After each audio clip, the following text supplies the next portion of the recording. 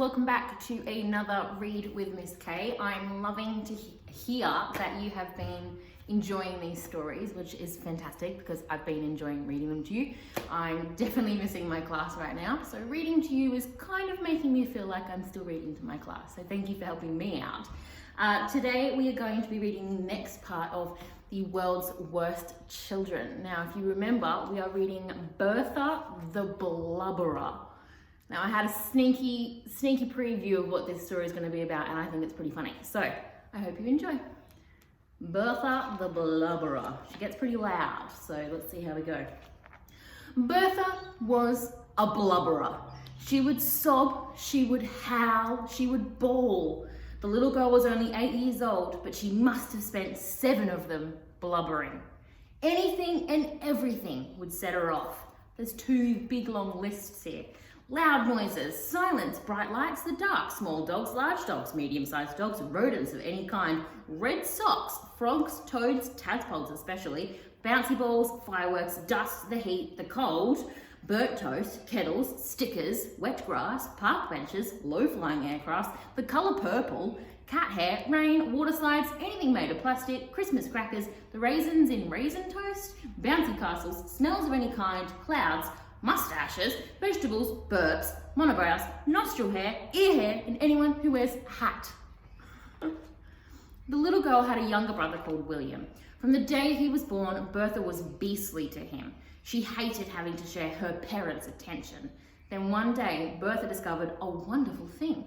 She could cry and blame it all on her little brother. And the more she cried, the more attention she got. So the girl thought up more and more wicked plans to make William look horrid. Bertha's favourite ploy was to cry and cry and cry alone in her bedroom, pretending her brother had hurt her. When Mother bounded up the stairs to see what was wrong, Bertha would blub through a river of tears. "Mama, it was William. He pinched me. William pinched me hard on the arm." Sometimes she would elaborate on the lie by actually pinching herself. Bertha would then offer up the very tiny red blotch on her arm as evidence of her brother's beastliness. "Wah!" she would wail. Then Mother would burst into her son's room next door to confront the boy. Young William was usually reading or playing quietly with his earplugs in. He had endured a lifetime of bawling and therefore had fashioned earplugs out of marshmallows so he could get on with things in peace. "Why did you pinch your darling sister?" Mother would say. "What?" William would reply. It was hard to hear with marshmallows in his ears. "And why have you got marshmallows in your ears?" William would take out the marshmallows and protest his innocence. "I haven't touched her, Mother," the boy would plead. "I've been reading in my room the whole time." "A likely story," Mother would declare. "No pudding for you after dinner tonight." "But no pudding for a week." "But no pudding for a month." Eventually the boy would fall silent. He liked pudding, but not as much as his sister. The little girl loved pudding, even more than she loved crying. Once, at the local bakery, she even offered to swap her brother for a slice of chocolate fudge cake. It was a large slice, but still. And if there was no pudding for William, Bertha would be allowed to eat his, double pudding. All Bertha had to do was roll around in her bed and blubber. On the day our story begins, the 2 children were left alone inside the house. Mother was in the garden, tending to her beloved roses as Father mowed the lawn. Spotting that her parents were outside, a fiendish scheme crossed Bertha's mind. It was her most devilish plot yet, breathtakingly simple and all the more brilliant for it. The plan was this. Bertha would pull out a clump of her hair and then bawl the house down. When Mother and Father came running, the finger of blame would be pointed at poor little William. Pulling out a clump of hair would appear to be William's worst crime yet. It trumped pinching, prodding, poking, biting, dead arms and dead legs. He would surely be packed straight off to an orphanage, and Bertha would have double pudding, maybe even triple pudding, every night for the rest of her life. It was a glorious plan. Pudding, pudding, and more pudding. The wicked little girl tiptoed over to her brother's room to check he was there. Indeed he was, quietly getting on with his homework with his marshmallow earplugs and his usual. Next, Bertha sneaked back into her room. She looked at herself in the mirror and began phase 1 of her plan. She reached up to her head and grabbed a clump of hair. Shutting her eyes, she yanked as hard as she could. Bertha didn't need to pretend to cry. The pain was so intense that she couldn't help but yell. Wah! She examined the strands of her hair in her hand and the bald spot she'd made on her head. It was about the size of a ping pong ball. Bertha then put her ear to the bedroom door to see if her parents were on their way. Strangely, they were not. So Bertha did it again. Wah! This time she yanked out even more hair from her head. Now, there was another bald spot. This one was the size of a tennis ball. Still, no one came running. So Bertha did it again. Wow, and again. Ah, there's lots of screams here.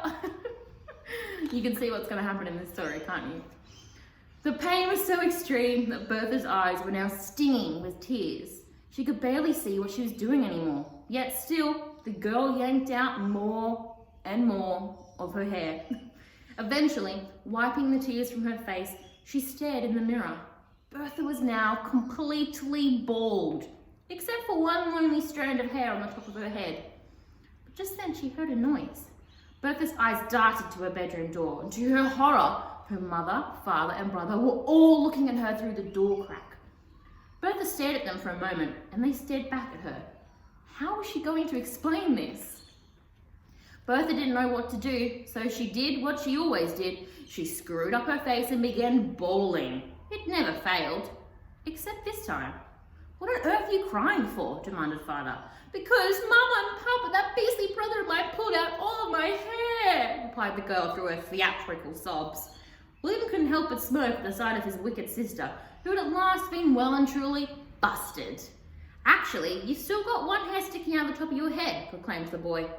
Bertha examined herself in the mirror again. It did look rather strange having just one lonely strand, so she plucked it out between her fingers. Wow! That can't have hurt, protested William. It was just one little hair. Bertha was becoming desperate now. But you pulled out all the others, William, you evil little boy.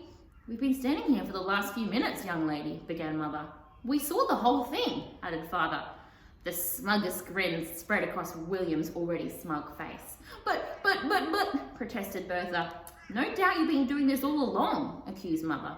But, no pudding for you, young lady, declared Father. Bertha stopped protesting for a moment. The punishment didn't seem so bad, missing one pudding. So she had a stash of chocolate under her bed anyway. The girl gave her brother a self-satisfied look. Then, like a prize fighter, Mother delivered the knockout blow. No pudding ever again. Bertha froze.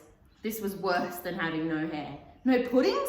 But Bertha loved puddings. If she could, she would only eat them. How could she live without cake and ice cream and meringues and custard tarts and apple crumble and jelly and cupcakes and jam roly-polies and toffee pudding?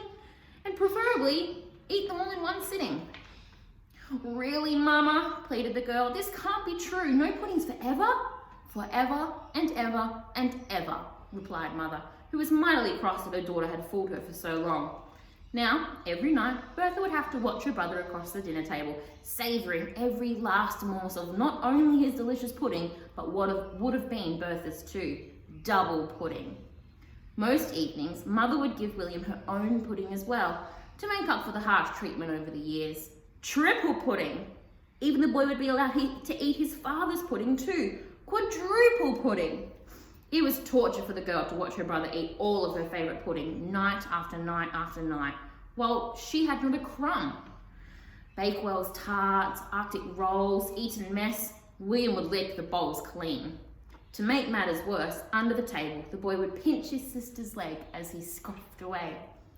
He pinched me, Bertha would cry, but nobody ever believed her. Bertha the Blubberer had blubbered one too many blubbers. I love it. It's so funny. Awesome. Well, that is the end of that story for today. I hope you have enjoyed. Stay tuned for tomorrow's video because it's going to be the next chapter of Charlie and the Chocolate Factory. Cool. I hope you enjoyed. Don't forget to subscribe for all of the latest readings and have an awesome day. See you later.